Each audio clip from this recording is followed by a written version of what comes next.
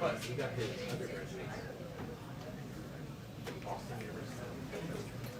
everyone. Hello. Happy Tuesday. So we have two very special guests with us again today. As you know, the Biden-Harris administration. I'm just going to let you all settle in here. Okay. All right.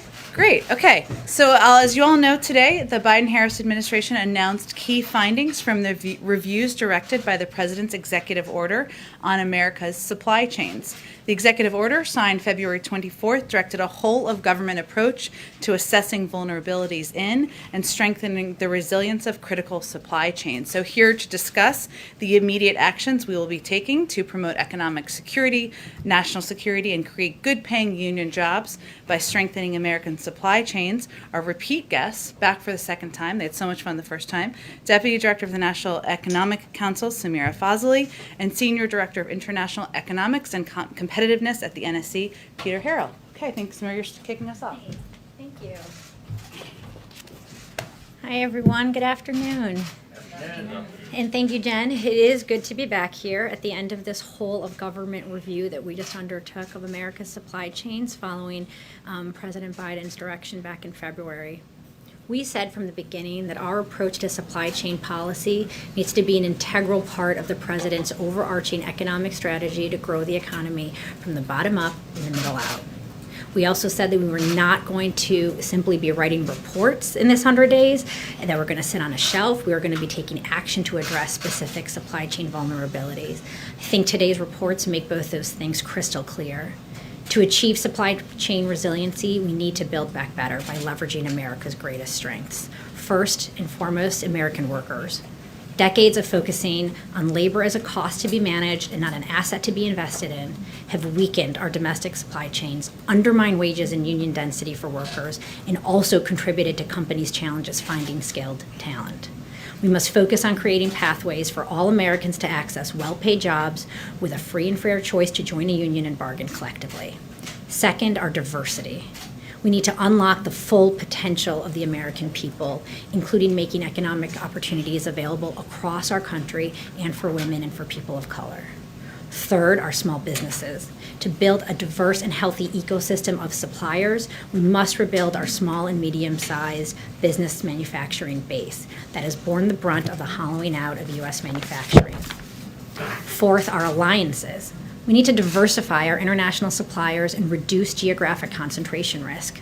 For too long, the U.S. has taken certain features of global markets, especially the fear that companies and capital are going to flee to wherever wages, taxes, and regulation are the lowest, as inevitable. The pandemic laid bare the challenges of this approach, and we need to change it. We are committed to working with partners and allies to decrease the vulnerabilities in our collective supply chains. And finally, fifth, our imagination. Our approach to supply chain resilience needs to look forward to emerging threats, from cybersecurity to climate issues, and so we are future-proofing and building back better. Second, it's clear from these reports that we need to take action, and today we made a series of announcements to that effect, including on pharmaceuticals. The Department of Health and Human Services is going to be using its Defense Production Act authority and funding appropriated under the President's American Recovery Plan to invest $60 million in advanced pharmaceutical manufacturing technologies and R&D. On advanced batteries, the Department of Energy will take steps to advance its support for battery research, manufacturing, and processing. This is going to include new rules to ensure that companies that develop new products based on federal R&D funding manufacture those products in the U.S. So what is invented in America can be made in America by America's workers. On critical minerals and materials like lithium and rare earths that are essential in our fight to combat the climate crisis, we will be announcing a comprehensive strategy that includes both increases in sustainable U.S. production and processing and working with allies and partners to increase sustainable global supply and reduce reliance on geopolitical competitors.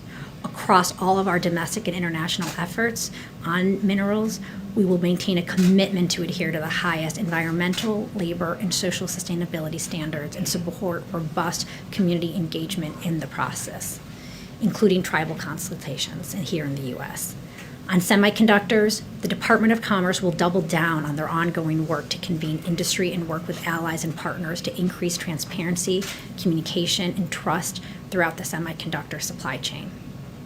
Finally, as we move to focus on our one-year reviews, the Department of Agriculture is announcing more than $4 billion in a robust suite of Build Back Better initiatives focused on building a more fair, competitive, distributed, and resilient food supply chain and food system. Third, we need to be nimble and be able to address emerging supply chain issues at the same time as we're continuing this work on these longer supply chain resiliency strategies. And that is why today we are launching a new supply chain disruptions task force to tackle near-term bottlenecks in the semiconductor, home building and construction, transportation, and agriculture and food industries. This task force is going to be led by 3 cabinet secretaries, Secretaries Buttigieg, Raimondo, and Vilsack, and will bring an all-of-government approach to addressing the near-term supply-demand mismatches we are seeing in these sectors as the economy reignites. They will be collaborating closely with industry, labor, and other stakeholders to surface solutions, share best practices, and take actions. And we at the White House are going to be their partners by their side. It's going to be NEC, DPC, CEA, NSC, all of us working with them. Throughout our work on supply chains, we have been heartened to see the bipartisan support for supply chain security and resiliency, including when the President started this review by meeting with a bipartisan group of senators in the Oval Office. We look forward to working with Congress as we move these ideas into action. And before I turn it over to my colleague and friend, Peter Harrell, I want to note that our report's findings reinforce the President's call for making a once-in-a-generation investment in our nation's production and innovation infrastructure. Those investments proposed in the American Jobs Plan and the American Families Plan will strengthen the public systems that connect manufacturing, researchers, workers, and small businesses, and will help unleash the power and ingenuity of the private markets to drive towards national resiliency. Thank you. Peter?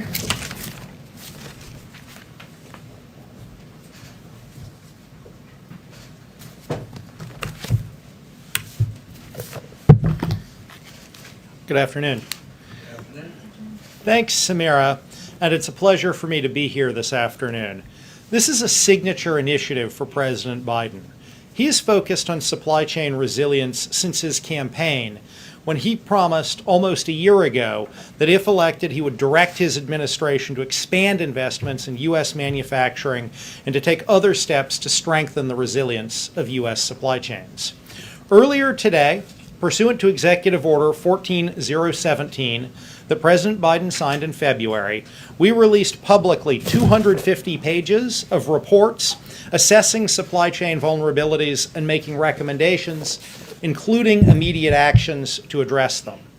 Earlier this morning, National Security Advisor Jake Sullivan and National Economic Council Director Brian Deese convened a meeting of many members of the Cabinet here at the White House in the Roosevelt Room to discuss the recommendations in this report and for the Cabinet members to commit to taking action across the U.S. government to implement those recommendations and other critical steps to address supply chain resilience.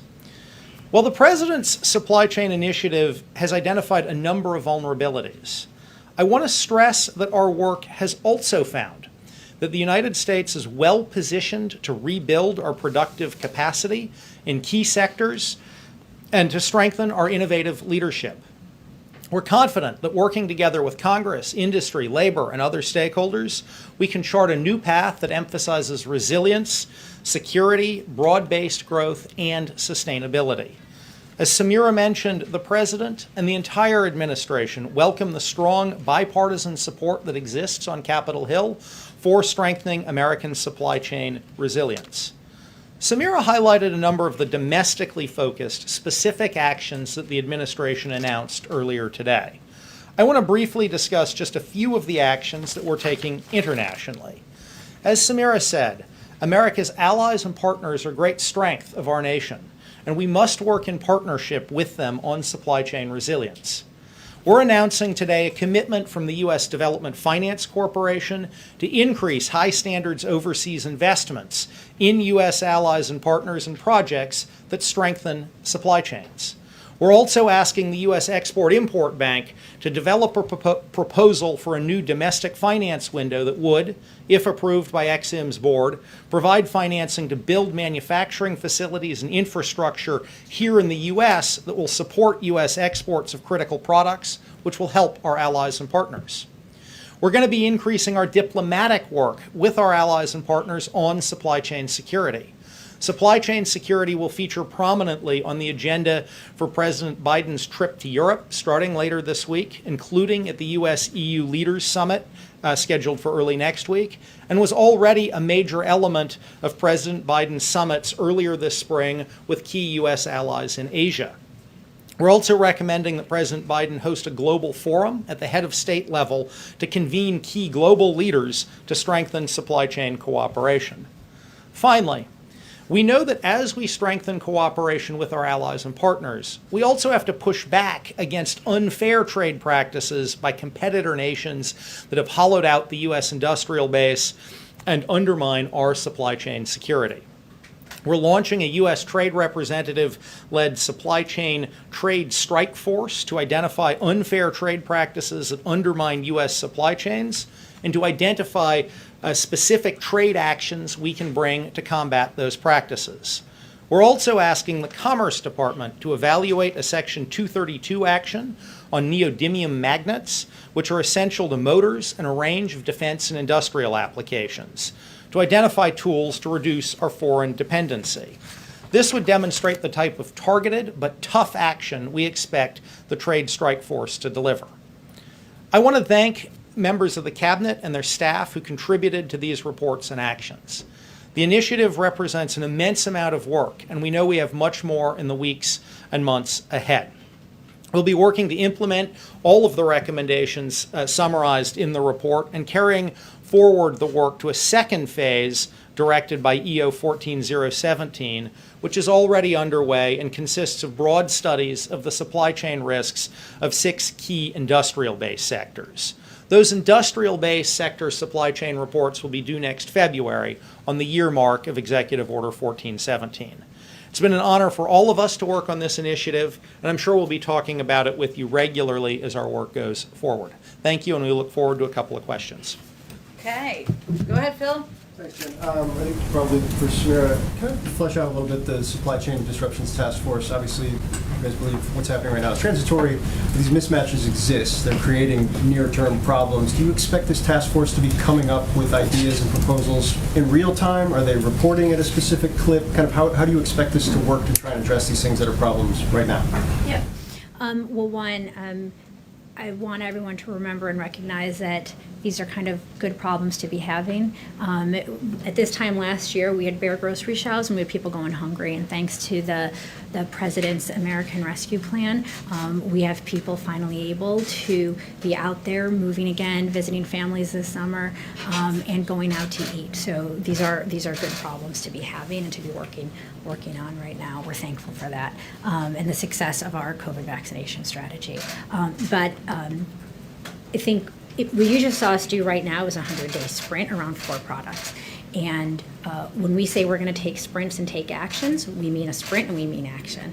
And so here, our cabinet secretaries who are in the lead, you'll see in the days and weeks ahead, they are going to be bringing together all stakeholders to really diagnose the problems, understand what's going on out there in these markets, and see what actions can be taken to close those vulnerabilities. We recognize that in some instances, those actions are going to be actions that the private sector, other stakeholder groups, they need to be the ones taking action. The answer is not always government taking the action here, but we have learned in our work with the semiconductor kind of producers and users that when you bring people together, you help them increase trust, increase transparency, and stimulate a lot of learning that sparks action. April? This is for Sameera and Peter. Sameera, you used the word weekend. And as we're talking about supplies, I'm looking at the link with inflation. What should the American consumer be looking for now as we've come up with this report and the weaknesses that you've talked about as it relates to inflation? And then Peter, for you used words vulnerability. With putting weekend and vulnerability together, there's some kind of economic parallel with this, where are we economically in this nation? What is our status? We are staving off, or have been trying to stay off depression. Where are we economically? Are we still in recession, a deep recession? Where are we? You can answer both of those questions. Look, I think where we are economically is the U.S. is clearly the engine of global growth right now. Our economy has reignited, and the rest of the world is being valued by our successes here. So the economy is fundamentally in a position of strength, but this president has consistently said that what we need to do is take this moment to build back better. So when we talk about weaknesses and vulnerabilities in this report, we've identified structural long-term problems that have built up over time in our economy, and that is why this president has been out there calling for Congress to take action on his American Jobs Plan and American Families Plan, because what we need now is a transformational investment to make sure we can actually grow from the bottom up and the middle out. Peter, do you want to, Peter? What about the issue of inflation, though? Oh, you know, on these supply chain bottlenecks that we're seeing, these these price dislocations, these temporary increases in delivery time, we fully expect these bottlenecks to be temporary in nature and to resolve themselves over the next few weeks. Like, if again, these are good problems to be having. Demand came back much quicker than even companies expected. I think the success of our vaccination campaign surprised many people, and so they weren't prepared for demand to rebound in this way, but we still expect this to be transitory in nature. We're going to keep an eye on it, but we think it should resolve in the next few months. And the status of where we are economically, recession, staving off depression, deep recession, where are we? I think Sameera addressed that. I just So want she said, okay, strength. Okay. Strength. Okay. Josh. Can I ask a little bit more about the semiconductor portion of this? I mean, and I'll point you to, on Friday, the OECD report. We're like the one advanced economy that I think our growth projections are above where we were at the pandemic. Was it 6.9? So. Go ahead, Josh. On semiconductors, how do you plan to balance funding or support for foreign manufacturers, allies, partners, and domestic manufacturers? Is there going to be a preference given to domestic, or is there a risk that this could, support foreign manufacturers in a way that actually undercuts the domestic industry? How, if at all, do you plan on balancing that? So I think we are taking an all-of-the-above strategy to semiconductor manufacturing and expanding semiconductor manufacturing, both here in the United States and abroad. As you know, the President has called for Congress to appropriate at least $50 billion to strengthen semiconductor manufacturing here in the United States, including both leading-edge semiconductors and also some of the more mature semiconductors where we're seeing current shortages for automotive manufacturing and industrial applications. Generally speaking, consistent with the proposal in Congress, we would expect to encourage both foreign and American companies to invest here in the United States. And I think we're already seeing some announcements of that, where we've seen announcements from Intel, from Samsung, from Global Foundries, from a whole range of both foreign and American companies to expand capacity here. But it isn't just from an overall strategy. That money is going to be about attracting capacity here in the United States. But from our overall strategy, it's not only about expanding capacity here in the United States, it's also about working with allies and partners.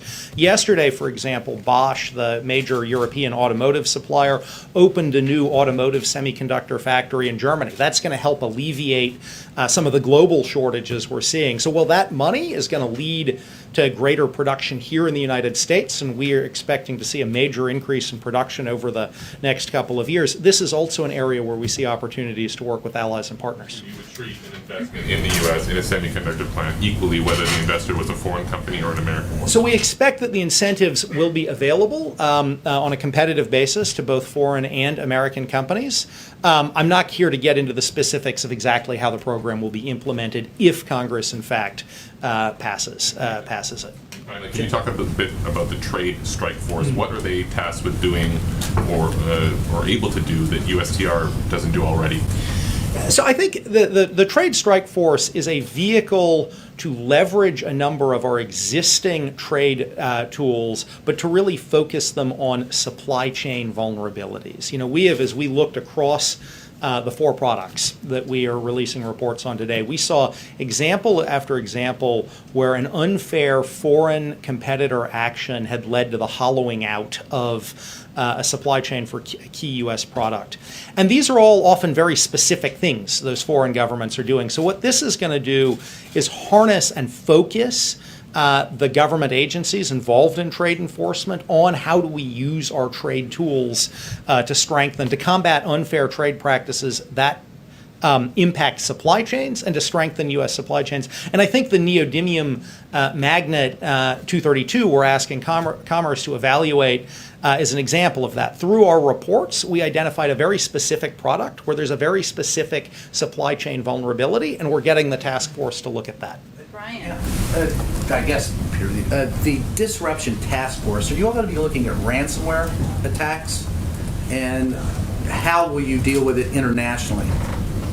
On ransomware? Yes. The Disruption Task Force is focused on semiconductors, lumber and construction, or home building and construction materials. It's not going to focus on ransomware and cybersecurity. We have a whole other process in place led by our National Security Council that addresses cybersecurity risks and issues. And internationally, you'll deal with that?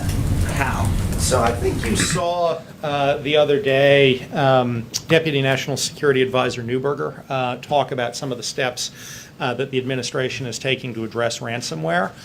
She is leading a process to identify and close vulnerabilities that we face from ransomware. One of the sets of issues we have been looking at in our supply chain review, both on these 4 products and in our year-long industrial base, is cybersecurity risks to our supply chains. Clearly, cybersecurity risks can disrupt supply chains, but Ms. Neuberger is leading the sort of focused response to the ransomware issue. That'll be siloed, 2 different things. Are they working together? I would not say it's siloed. Yeah. We work very closely. I think Peter and I being up here shows you how closely the National Economic Council and National Security Council work together on issues where it makes sense for us to come together. And so on cybersecurity, you have seen us behind the scenes working together to figure out how we can leverage our tools and our convening power to have a whole government response repeatedly.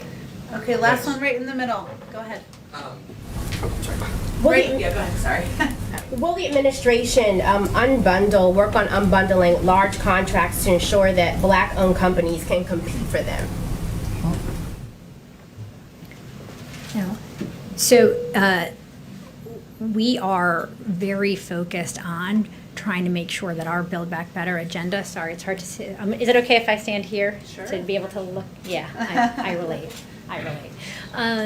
No, we are really focused on making sure that as we talk about diversifying supplier bases here in these reports, that we are not just talking about small businesses, but we're talking about disadvantaged businesses as well, and minority-owned businesses. And so you've seen in our American Jobs Plan that we put proposals in there related to small business and strengthening small business, and we know an important piece of that is leveraging federal procurement and the power of federal procurement to support those businesses. So. Christian's been very eager in the back. Go ahead, Christian. Last actual one. You talked about the Export-Import Bank and some of the financing that's going to be done to shore up industrial manufacturing here in the United States. Under the previous administration, though, China was one of the top destinations of U.S. export-import financing.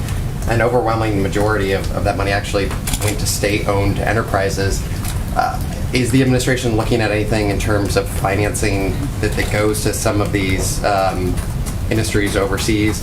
Shouldn't, the priority be making certain that money stays here? So that's actually exactly the proposal we're asking the Export-Import Bank's board to evaluate, is a new window that would foster direct Ex-Im Bank financing for the construction of manufacturing and infrastructure here in the United States. Obviously, they have a long-standing set of programs that finance the export of products made in the United States to foreign buyers. But actually, it's exactly what we're asking them to look at as ways to expand the financing for construction and investment here in the U.S. Thank you both so much for joining us. Appreciate it. Always welcome. We love to talk about supply chain. Thank you. Okay. Just 2 more items for all of you at the top. Yesterday in Guatemala City, following a bilateral meeting with the Guatemalan president, the vice president announced a new effort to partner with Guatemala around security, economic development, and anti-corruption. Today in Mexico, the vice president will hold a bilateral meeting with President Obrador. They'll discuss our economic relationship, security cooperation, and stemming migration. The vice president and President Obrador will witness the signing of a memorandum of understanding between the United States and Mexico to establish a strategic partnership to cooperate on development programs in the region. And the vice president will also meet with labor leaders, women entrepreneurs, and U.S. Embassy staff before she returns to the United States. One last item for all of you. We have more good news on the global fight against COVID-19. Today, the MasterCard Foundation and MasterCard pledged to make a $1.3 billion contribution to help make critical progress in providing vaccines to people across Africa in partnership with the Africa Centers for Disease Control and Prevention. This is a significant commitment to acquire COVID-19 vaccines for at least 50 million people and to build long-term manufacturing and equitable distribution capacity, which will further enable efforts to provide vaccines and strengthen the continent's ability to prepare for future pandemics. This is a welcome addition to our announcement last week that approximately 5 million of our first tranche of COVID-19 vaccines will be shared with African countries in coordination with the African Union. Which vaccines? They're providing funding, a contribution of funding to ensure that these vaccines are provided to Africa. I don't have the Whichever vaccines they take. It's again funding to the Africa CDC version of the CDC, so it will be distributed through there. With that, Darlene, why don't you kick us off? Thank you. Have the President and Senator Capito had their conversation yet, and what can you tell us about it if they have? They have not had a conversation yet, but they will have a conversation this afternoon, and the President looks forward to continuing the discussion with the Senator. He appreciates her good faith engagement over the last few weeks. I would reiterate, as was noted in the statement we put out last week, that while the President came down by quite a bit in his proposal, from his initial proposal on the American Jobs Plan, the latest offer that we had seen from Senator Capito's group did not meet the essential needs of our country to restore roads and bridges, prepare us for a clean energy future, and create jobs. So today they'll have a discussion about what more there is to discuss, I guess, and what the path looks like forward. I will also note that the President will also speak with other senators this afternoon, still finalizing who those will be, and we'll have readouts of that as well, who have been engaged in discussions about a bipartisan infrastructure proposal, engaged with each other, so he'll have those discussions as well. Expect we'll have a readout, as I noted. We're encouraged by these discussions and see them as an additional viable path forward, and he'll ask members of his jobs cabinet, or he's already asked them, I should say, to remain engaged in the days ahead, the period of time when he's on his foreign trip, although of course he'll remain engaged from there as well, with all members who are interested in working together on making a historic investment in infrastructure. And just third piece I would note, Darlene, as we're kind of since you asked about the President engagement, he's also going to stay closely engaged with Democratic leadership about the path forward, especially in light of the markup on the surface transportation bill happening tomorrow in the House and the interest by Speaker Pelosi, Leader Schumer, and other leaders in Congress on moving forward, and certainly an interest in doing that. Finally, last thing I would note is the expected passage later today of the U.S. Innovation and Competitiveness Act in the Senate this afternoon, which is a down payment on the President's proposed investment in R&D to make us more competitive, as well as the important work with Senator Wyden has undertaken on clean energy tax credits, a priority the President shares. So I would just note, as I've stated many times before in here, there are a number of paths for moving the President's bold ideas forward. We're moving on all of them full speed ahead. One more question. Sure. Since the President is the head of the Democratic Party, would he support legislation that is now on the governor's desk in Nevada that would move Nevada to first place in the presidential primary process, up from third place? I certainly understand the interests, but I'm not going to weigh in on the order of presidential primary contests from here. Go ahead, Mary. On the infrastructure talk, Senator Capito has said she's not going to be coming to this conversation armed with a new offer. As you note, the President has rejected the Republicans' latest counteroffer. It doesn't seem that he's willing to come down any further. So are we at an impasse here? We certainly don't see it that way. He's looking forward to discussing the path forward with Senator Capito. He sees her as an important and viable partner as we look to how we're going to get his bold ideas signed into law. And again, I'd note that there's also Democrats and Republicans, as you have seen and many of you have reported on, who are discussing how they can work together on what a path forward would look like, where there might be more investment in clean energy jobs and might be a higher number than what we've seen by the proposals to date. So again, there are a lot of paths forward, and he looks forward to discussing what they look like with Senator Capito and others this afternoon. Is the president, though, willing to offer any other concessions in these negotiations, or is it safe to say that you view the ball as being in the Republicans' court here? Look, I think this is, as any negotiation is, it's about both sides looking to see how much they can come to the other side and how much you have to give. The president has come down by about $1 trillion. That's quite a bit. Obviously, we'd like to see more, but there are a number of opportunities and paths to have these discussions moving forward. I wonder just broadly, if you could explain a little bit more how the president has been preparing for this big trip tomorrow. How much time has he been spending in briefings? Just sort of how has he been getting ready for this upcoming? Well, first I will say that he's been getting ready for 50 years. He has been on the world stage. He's known a number of these leaders for decades, including President Putin and including a number of the leaders he'll see at NATO and he'll see at the G7. Now, this is an important opportunity for him to see them in person, and there's nothing like face-to-face engagement in diplomacy. And for him, somebody who, as you've seen, the fact that he's welcomed in Democrats and Republicans to the Oval Office, that's just an indication of how much he feels that format is effective. So he's been engaging with his team, talking about what bilateral conversations he'll be having, where there are opportunities, where there are moments to voice the United States concern where necessary. But again, he's got quite a several decades of experience to build on here. So, he'll be relying on that during his trip. Go ahead, Phil. Secretary Granholm on Sunday said that it was frustrating that a pathway for a bipartisan deal hadn't come to fruition yet. Does the president share that frustration at this point?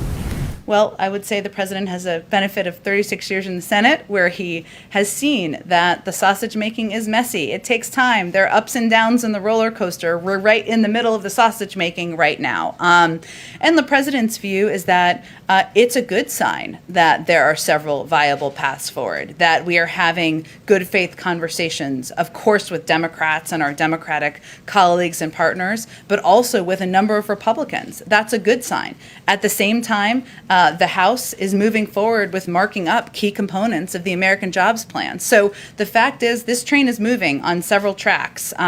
That's how we know these larger packages, larger proposals often move forward, and we're encouraged by the variety of options. And along the lines of the sausage making, given the scale of the president's ambitions with his proposals he's put on the table, is the real reason that he's still in bipartisan negotiations right now because moderate Democrats are saying we need to stay in bipartisan negotiations right now, or does he think something can come of it? The president wouldn't be spending his time engaging in hours of discussions with Republicans if he didn't think something could come from it. Now, we can't predict what the final outcome is, and we're keeping his only lines in the sand, as you know, Phil, are inaction and raising taxes on Americans making less than $400,000 a year. We know there are a lot of Democrats who are eager to move forward, as are we, but we think there are a lot of paths forward where it's worth continuing to pursue bipartisan discussion.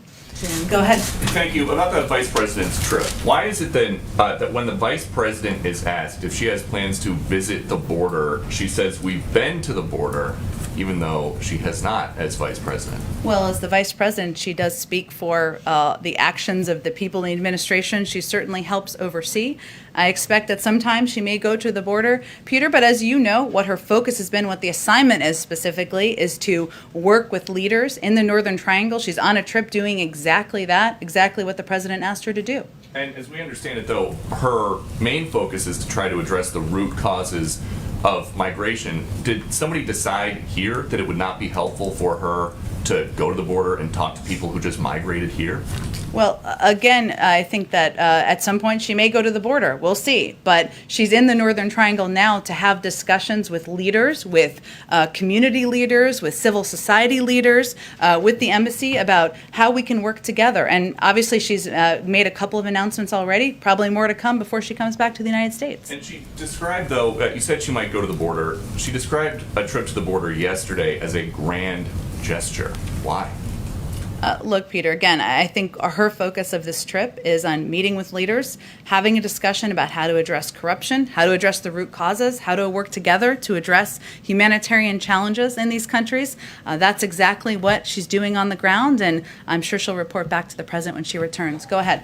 I'm going to follow up with the border in a second, but let me ask you, if I can, on infrastructure. You laid out some of the conversations that the president is having, including sort of his message to some of the Democrats on Capitol Hill right now, to sort of get a little better detail there. Would the president support, does he want Democrats to more actively pursue the process of reconciliation as an option? Well, Peter, I would say that the Democrats are already moving forward on marking up components of the bill. And Democratic leadership has been clear that they want to move forward on infrastructure and making a historic investment in infrastructure.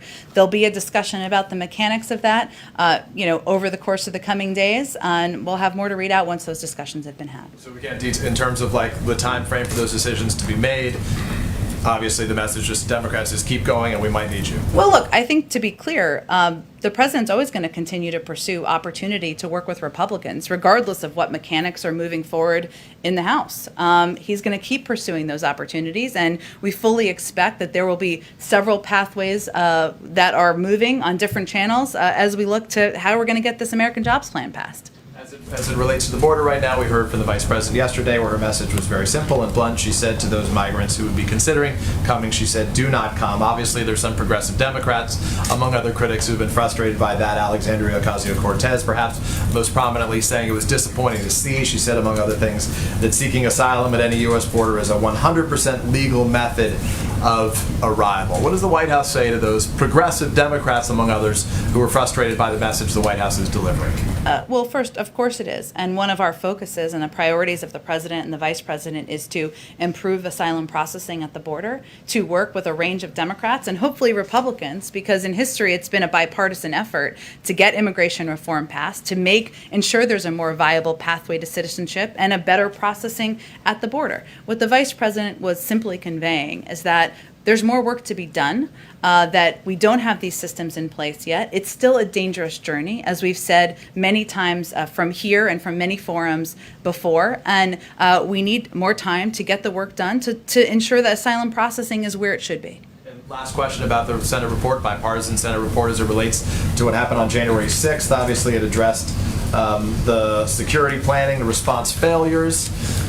We know that that's held up on Capitol Hill right now. Your reaction to that, and what, if anything, more the White House can do as it relates to those security failures in terms of planning and the like? Well, first let me just reiterate that, of course, the events of January 6th were an assault on our democracy and the rule of law, and the president has been outspoken in calling for a full and independent investigation to what transpired. As it relates to the report, our team is currently reviewing the report and its findings to inform our ongoing efforts to ensure something like that could never happen again, and what role, of course, the federal government can play. There are many roles, as you know, that the report seems to surface on what officials on Capitol Hill could do, and we want to assess how we can be a good partner in this effort moving forward. I would also note that on his first full day in office, he asked his team to launch a review on how we can improve the federal government's response to the threat of domestic terrorism, something he also touched on when he was in Tulsa last week, and we'll be releasing that broader strategy soon as well. Go ahead, Sameera. Thank you, Jen. The FDA has still not cleared the 60 million AstraZeneca doses that are part of the president's commitment to share 80 million doses overseas by the end of June.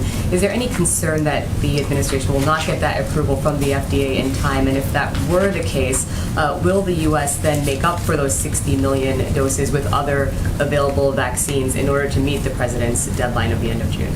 Right. Well, we, as you know, can't predict or expedite the timeline here. It's the FDA who will make that decision about when those doses will be approved, if and when they will be approved.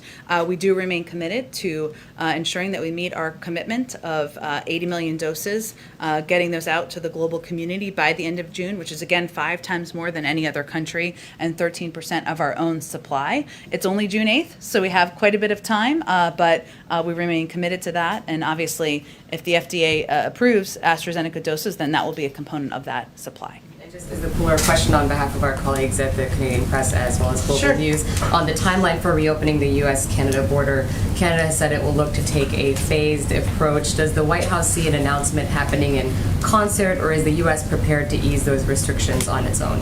Well, again, we would make a decision about the Canada border based on the guidance of our health and medical experts. And I'm sure that when that decision is made, we would communicate through diplomatic channels, but I don't have anything to predict about the timeline. Go ahead, Mara. Thank you. You've mentioned how long the president has spent in the Senate. He's talked himself about how timing and sequencing things are really key to presidential leadership. Does he have an objection to starting with H.R. 4 instead of H.R. 1? In other words, why not do the John Lewis Act first? I think he is quite open to what Democratic leadership feels is the viable path forward, and will work closely with them in coordination. There's a difference of opinion on that, on what would be the best one to go for. We're not going to be the arbiters of that, but we will discuss with them. We will discuss with them as we look ahead what the right path forward is. Okay, and my second question, just on infrastructure, in terms of the people he's speaking to this afternoon, will one of them be Mitt Romney?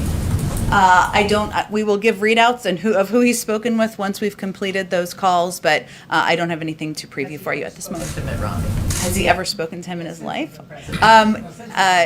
It's a good question. He's spoken with a number of Republicans. As you know, we don't read them all out. I don't have anything to read out for you, but he has obviously, in a different circumstances, had conversations. In terms of these different paths and different groups, this group that he's going to talk to this afternoon, is this the first time that he's starting to kind of reach out to them? He's been really focusing on Capito up until now.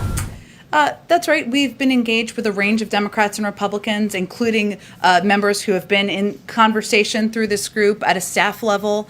He's obviously had discussions with a number of them about how he moves his ideas forward. So I wouldn't make it as firm as a first time, but certainly discussing this as a viable path forward at his level at this point in the process, would be an indication of how we see this as a viable path. Go ahead, Trevor. Yeah, just to follow up on the question on voting rights, you said yesterday that we will stay lockstep with the Democratic leadership on that path forward. And what Pelosi said in her letter today is that the HR 4 is not going to be ready until the fall. So are you, and to focus effort on the Senate passing HR 1.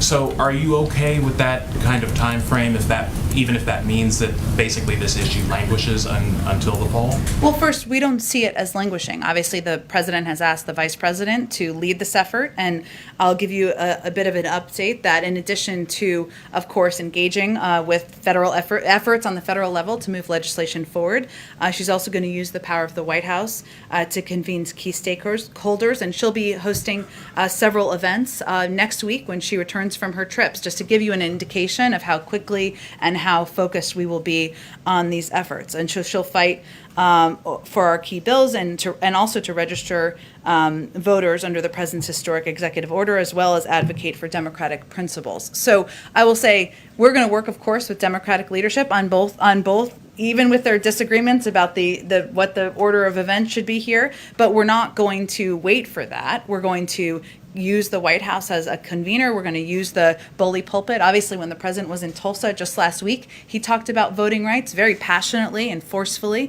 I'll also note that we're also continuing to work to implement the executive order that the president signed into law early on in his administration. And that executive order uses every authority available to make voting easier, more accessible, and more fair. It directs agencies to expand access to voter registration and election information, assist states under the National Voter Registration Act, improves and modernizes vote.gov, increases federal employees' access to voting, analyzes barriers to voting for people with disabilities, increases voting access for active duty military and other voters overseas. So I will just note that we are not relying on just one option here. Of course, federal legislation is something he will continue to press for, but we'll use the bully pulpit, we'll use our convening power, we'll continue to press through on implementing this executive action as well. Separate issue, there was a report this morning about basically IRS records showing that very wealthy Americans have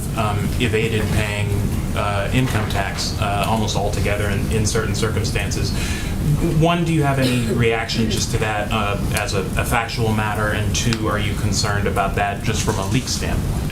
Well, let me take the second part first because I think that's important. Any unauthorized disclosure of confidential government information by a person with access is illegal, and we take this very seriously. The IRS commissioner said today that they are taking all appropriate measures, including referring the matter to investigators, and Treasury and the IRS are referring the matter to the Office of the Inspector General, the Treasury Inspector General for Tax Administration, the FBI, and the U.S. Attorney's Office for the District of Columbia, all of whom have independent authority to investigate. So obviously we take it very seriously. I'm not going to comment on specific unauthorized disclosures of confidential government information. I can tell you that broadly speaking, we know that there is more to be done to ensure that corporations, individuals who are at the highest income are paying more of their fair share. Hence, it's in the president's proposals, his budget, and part of how he's proposing to pay for his ideas. April, go ahead. And Michelle, I'm sorry, I'll come back to you. Go ahead. I want to follow back up on voting rights, on matters of voting rights. Sure. This president has based his administration on equity and equality. And now the issue of voting rights is in our face. We are voting without the full protections of the 1965 Voting Rights Act because of Shelby v. Holder, but it's also unraveling because of states. And the person that seems to be holding it up is Joe Manchin. Is the president planning to specifically speak with him about voting rights, not including it with infrastructure or anything? Is he planning on speaking with him specifically on voting rights, particularly after this morning's virtual meeting with civil rights leaders who say the conversation will continue? Well, first let me say that it was encouraging to see Senator Manchin meeting with civil rights groups today. The meeting shows that both are serious and recognize the importance of the issue. We certainly know the seriousness that many civil rights groups take with voting rights and the importance of moving this forward. And as indicated in both of their readouts, as you said, April, they will continue the discussion. I would certainly expect that when the president has a conversation with Senator Manchin the next time, they'll talk about voting rights. But often when he speaks with members, he talks about a range of issues, some where you work together, some where you disagree. Understanding the history of how presidents decide to lean in. He's got Vice President Harris putting this in her portfolio. But when will the president begin to lean in? Is there a moment where he has to himself lean in on this? Because if it doesn't happen before the next elections, it looks like it could be a done deal. Well, April, you were with the president in Tulsa last week, right? You heard how passionately he spoke about voting rights, how central this is to how he views his presidency, his leadership, the future of our democracy. I mean, that was central to the message he delivered in a speech that was widely covered, that was reflecting on a moment in history that hasn't been given the attention that it certainly deserves. I certainly would not say we're waiting. As I noted, we're going to continue to press for federal action, to move forward on a bill that the president would love to sign into law. We certainly know we can't do that with a magic wand. That's not how democracy works, for good reason. But the president also signed this executive action early on, a very expansive and powerful executive action, because he did not want to delay a moment in ensuring that we were taking more steps to assist states, to improve and modernize vote.gov, to increase federal employees' access to voting, to analyze barriers to voting for a range of people. And that was an action he took early on. We're continuing continuing to implement now. And I'll also note that the vice president, asking his vice president, his partner, to play a role in leading this, something that she also asked for, just to be clear, asked to do, it sends a message about what a priority this is to the president. They have regular lunches. They engage. She's the first in the room and the last in the room. And she's going to not hesitate either, not delay either, I should say. When she comes back from her trip, she'll be convening people, and she will be elevating these issues as well from her platform. Go ahead, Rija. Thank you, Jen. The Family Reunification Task Force has reported that of the about 3,900 children who were separated from their families, it does not have a confirmed record of reunification for 2,127 children. Can you explain what that means, that they don't have a record of reunification? Does the administration know where these children are? Well, first, as you know, Ouija, from covering this, and I know of a number of others have, one of the challenges that they walked into, or we walked into, is the lack of data. And that we knew that would take some time to ensure that we were handling the data and handling the reunification process as carefully as possible. I would note that through the support of NGOs, 1,779 children were reunified with their parents in the United States under past court orders. Over the last 30 days, through the task force and NGO coordination, 7 additional children were reunited with their parents, bringing the total number of reunified children to 1,786. In terms of where we go from here, I mean, I would certainly point you to the task force for what their terminology means. We know there's a challenge with data, a challenge with matching that to what we have access to. But beyond that, I would certainly point you to the Department of Homeland Security. So you don't know if the administration is aware of where these children are? That's not what I said. What I said was the Department of Homeland Security oversees the task force, and I would certainly point you to them to give you more of a clear definition of exactly what they mean by mismatched data, so you have all the information you're looking for. Thank you. And go ahead. On the Justice Department. President Biden has accused his predecessor of using it as his own personal law firm. Is he disappointed that the DOJ is siding with Trump in his claim that he can't be sued for defamation for remarks that he made about an alleged rape case? Well, first, let me say that the president strongly believes in the independence of the Department of Justice. We were not consulted, the White House was not consulted, I should say more specifically, by the Department of Justice on the decision to file this brief or its contents. So does he believe that that independence still exists, even though the DOJ is defending the former president? I'm not sure what you mean by your question.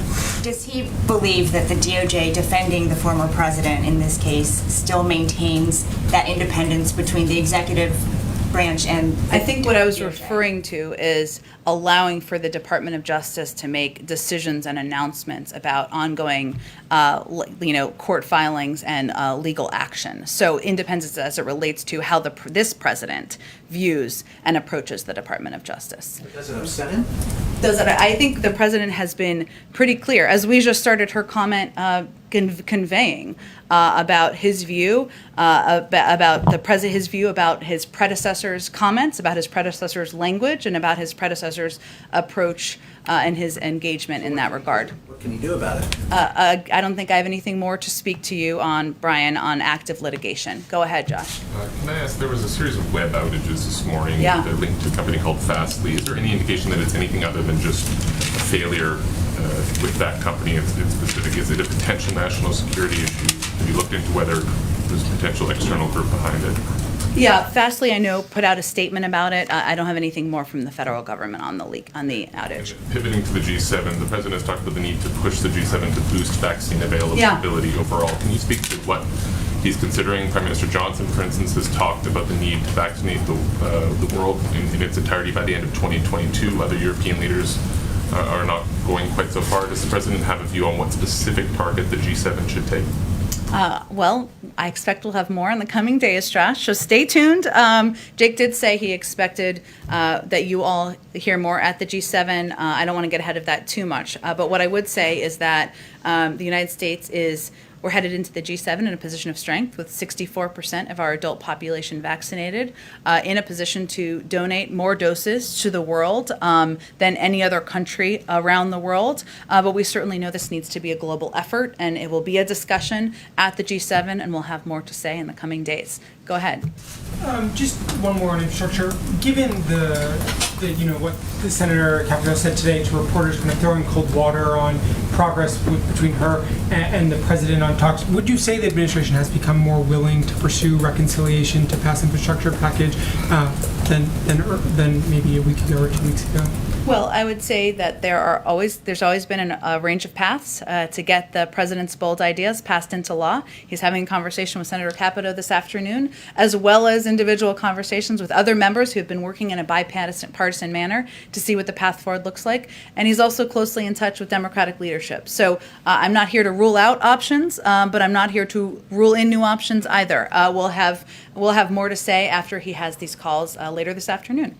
One more. The White House said over the weekend it was unaware of the DOJ gag order on the New York Times. Can you assure us that there are no other gag orders on other news organizations related to some of these investigations? Well, the Department of Justice has made clear that was their third and final notification that they were offering, and that's the information they also shared with us, but they've shared it publicly. And so to your understanding, there's no other gag orders? They indicated that this was their last effort, their last notification that they needed to offer. Go ahead. Thanks. So I have a question that's about little infrastructure, little climate. Senator Sheldon Whitehouse was tweeting yesterday saying that he was anxious about the future of climate-related legislation, and he said climate has fallen out of the infrastructure discussion. As it took its bipartisanship detour, it may not return. Then he went on to say, I don't see the preparatory work for a close Senate climate vote taking place in the administration. Has the White House reached out to the senator, and also does he have cause for concern on the future of climate-based legislation? Well, I promise you we are certainly in touch with his team, and perhaps even on an individual basis as well, but I don't have anything to read out for you. But I can just tell you that we are in close touch with nearly every member of Congress who is working on this legislation moving forward. I will say that what I would point out to you is that one of the pieces we conveyed when we put out a statement last week about how the president could not accept the offer that was put out by Senator Capito and her group, even though those conversations are happening in good faith, was the fact that it didn't do enough to invest in our clean energy future. And there are areas of effort that are moving forward. I mentioned Senator Wyden's effort to move forward on clean energy tax credits. The president views this bill as a jobs bill. He also believes it's a clean energy jobs bill, and it has an opportunity to invest in industries of the future. So certainly it is close to his heart. It remains an area he's committed to, and one he will continue to fight for as we have these discussions moving forward. And then I just had another on the vice president visiting the border or not visiting the border. Republicans and conservatives are, going crazy on Twitter, sending pictures, they're worked up, sending video of her interview with Lester Holtz, saying I've not been to Europe either.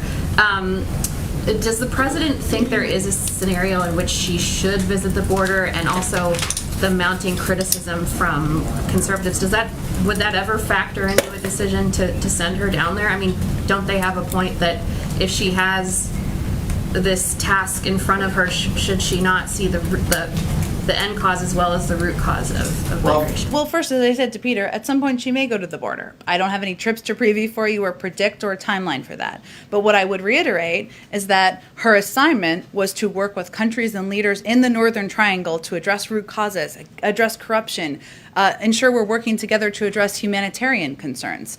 I will say we're not taking advice from former President Trump or most of the Republicans who are criticizing us on this, given they were all sitting there while we created this problem we walked into, both at the border and with the movement of migration that has been growing over the last year. So we're not taking our guidance and advice from them, but if it is constructive and it moves the ball forward for her to visit the border, she certainly may do that. Go ahead. Yeah, I have two questions on infrastructure. You said the White House is moving ahead on all three paths on infrastructure, including the third path, which was listening to other lawmakers who have ideas. I believe that's how you characterize it. I'm just trying to clarify, and this was asked a little bit earlier. I mean, are you referring to the bipartisan group that consists of Senators Manchin, Sinema, Romney, and Portman?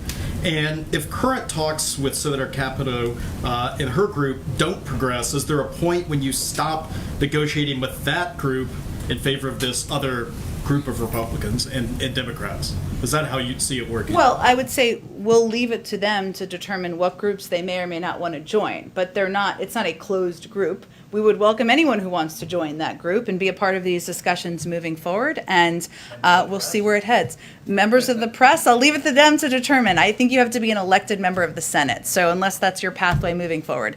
You are engaging with them though already? Yeah. Okay.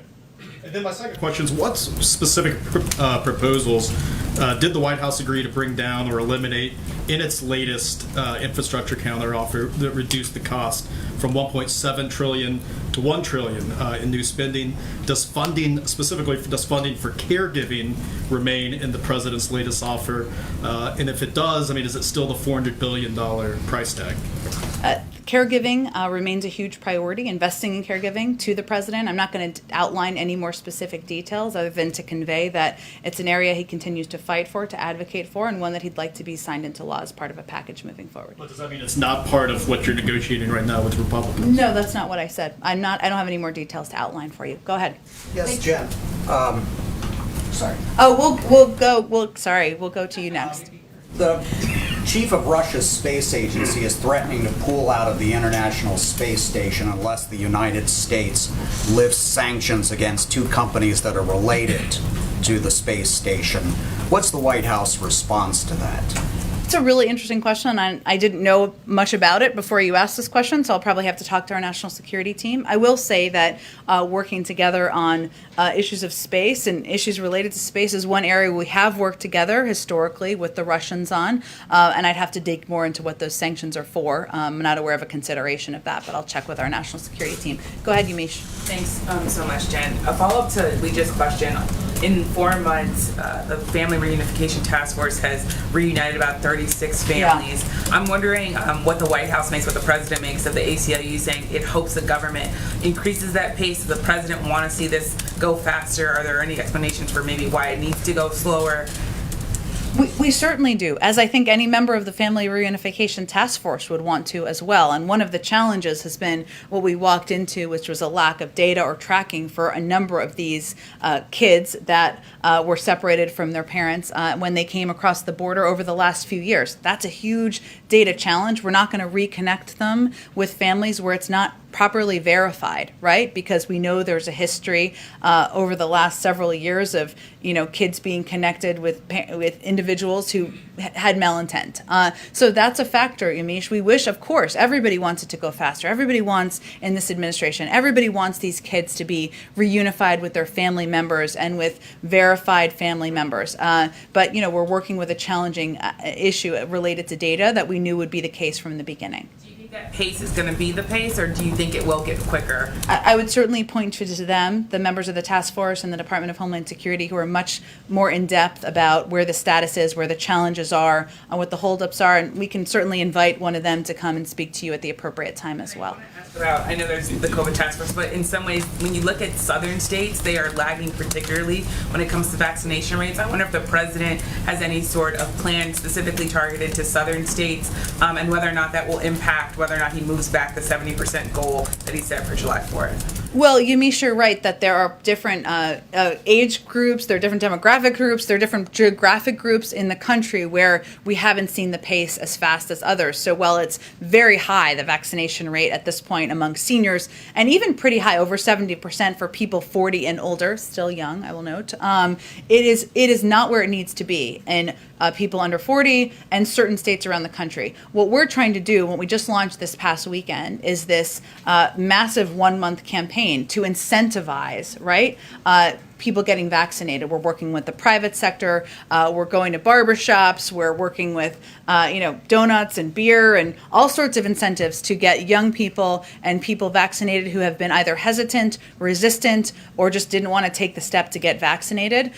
We're going to continue charging through the finish line in pursuit of our 70% goal. We've seen 13 states meet that goal. It's ultimately up to some these states and some individuals to get vaccinated to meet it in a state-by-state basis. And one last question.